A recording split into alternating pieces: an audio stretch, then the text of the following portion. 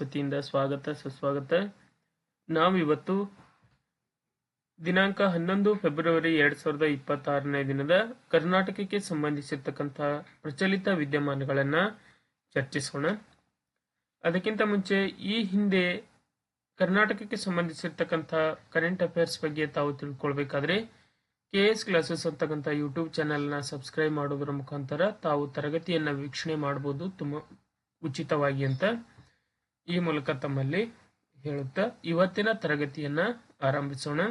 ಮೊದಲನೇ ಪ್ರಚಲಿತ ವಿದ್ಯಮಾನ ಏನಿದೆ ಅಂದ್ರೆ ಬನವಾಸಿಯಲ್ಲಿ ಕದಂಬ ಕಾಲದ ಅಪರೂಪದ ಶಾಸನ ಪತ್ತೆ ಅಂತ ಪ್ರಚಲಿತದಲ್ಲಿರ್ತಕ್ಕಂಥ ಒಂದು ಇತಿಹಾಸಕ್ಕೆ ಸಂಬಂಧಪಟ್ಟಿರ್ತಕ್ಕಂಥ ಪ್ರಚಲಿತ ವಿದ್ಯಮಾನ. ಬನವಾಸಿಯ ಮಧುಕೇಶ್ವರ ದೇವಾಲಯದ ಆವರಣದ ಸಮೀಪದಲ್ಲಿ ಉತ್ಖನನ ಸಮಯದಲ್ಲಿ ಕದಂಬರ ಕಾಲದ ಒಂದು ಶಿಲಾಶಾಸನ ಫೆಬ್ರವರಿ 11ರಂದು ಪತ್ತೆಯಾಗಿರ್ತಕ್ಕಂಥದ್ದು.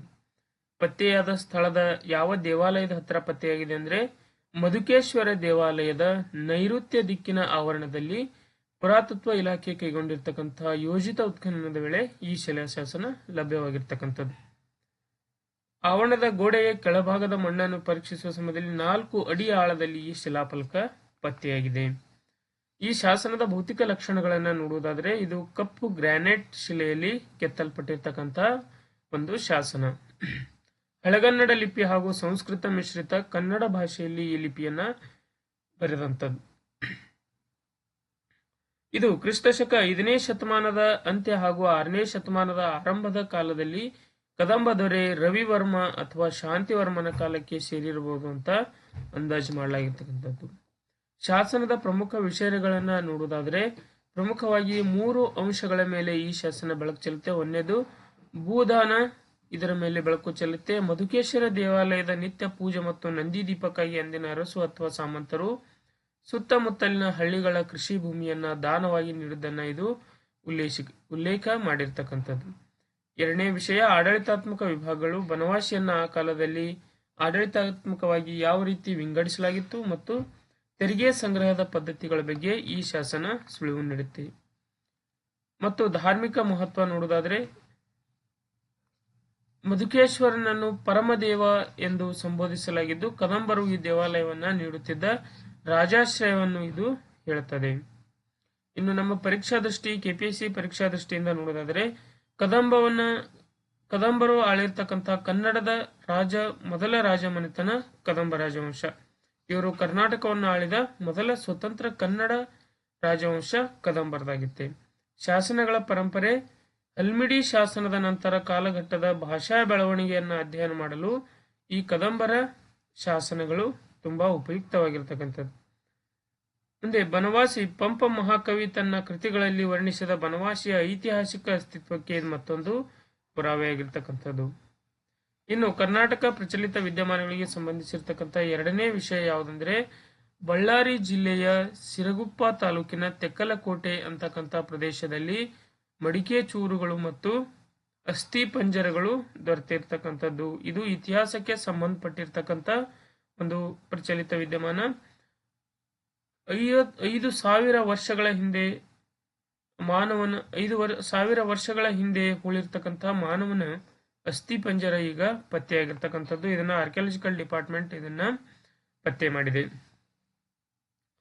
ಮಡಿಕೆ ಚೂರುಗಳು ಕೂಡ ಇದೇ ಸಮಯದಲ್ಲಿ ಸಿಕ್ಕಿರ್ತಕ್ಕಂಥದ್ದು. ಕೆಂಪು ಮತ್ತು ಬೂದು ಬಣ್ಣದ ಮಡಿಕೆಯ ತುಣುಕುಗಳು ಪತ್ತೆಯಾಗಿರ್ತಕ್ಕಂಥದ್ದು. ಇವುಗಳ ಮೇಲೆ ಬೆರಳುಗಳಿಂದ ಮಾಡಿದ ವಿನ್ಯಾಸಗಳು ಮತ್ತು ಸುಟ್ಟ ಗುರುತುಗಳು ಇರ್ತಕ್ಕಂಥದ್ದನ್ನ ಆರ್ಕಿಯಾಲಜಿ ಡಿಪಾರ್ಟ್ಮೆಂಟ್ ಹೇಳಿದೆ.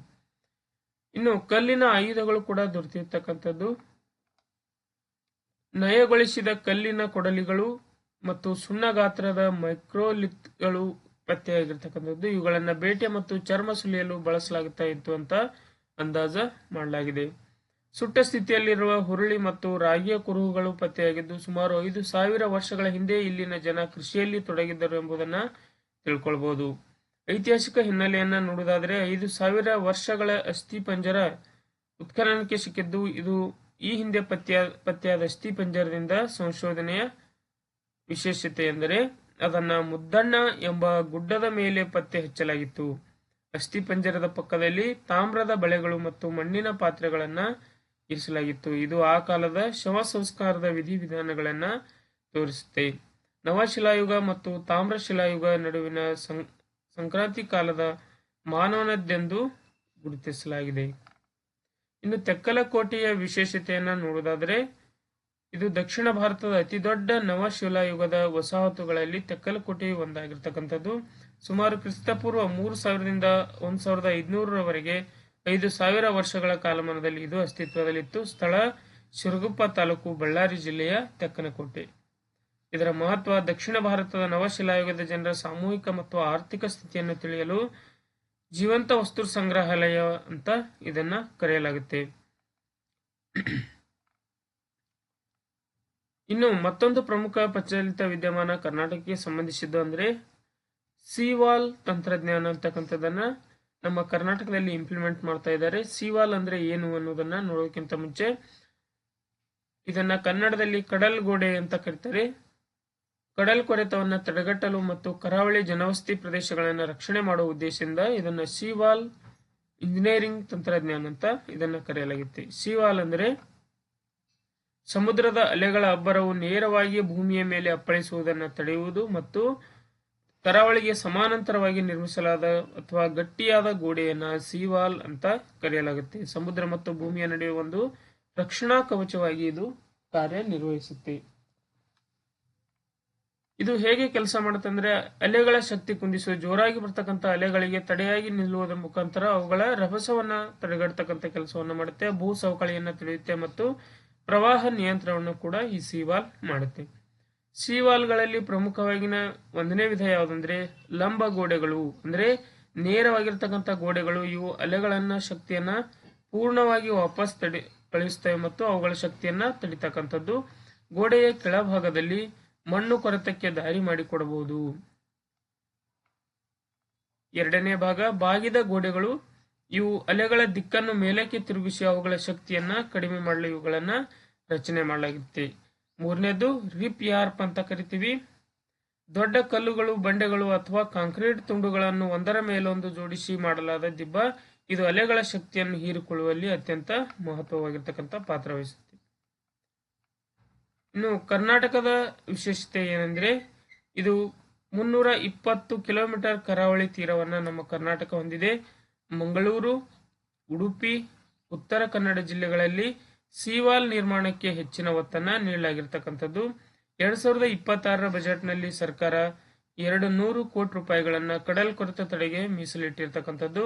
ಮಂಗಳೂರಿನ ಬಾಟ್ಪಾಡಿ ಮತ್ತು ಸೋಮೇಶ್ವರ ಭಾಗದಲ್ಲಿ ಅತ್ಯಾಧುನಿಕ ವಿನ್ಯಾಸದ ಕಡಲು ಗೋಡೆಗಳ ನಿರ್ಮಾಣ ಕಾರ್ಯ ಸದ್ಯ ಪ್ರಗತಿಯಲ್ಲಿರ್ತಕ್ಕಂಥದ್ದು. ಇಲ್ಲಿಗೆ ಇವತ್ತಿನ ತರಗತಿ ಮುಕ್ತಾಯವಾಗುತ್ತೆ. ಎಲ್ಲರಿಗೂ ಧನ್ಯವಾದಗಳು. ನಮಸ್ಕಾರ.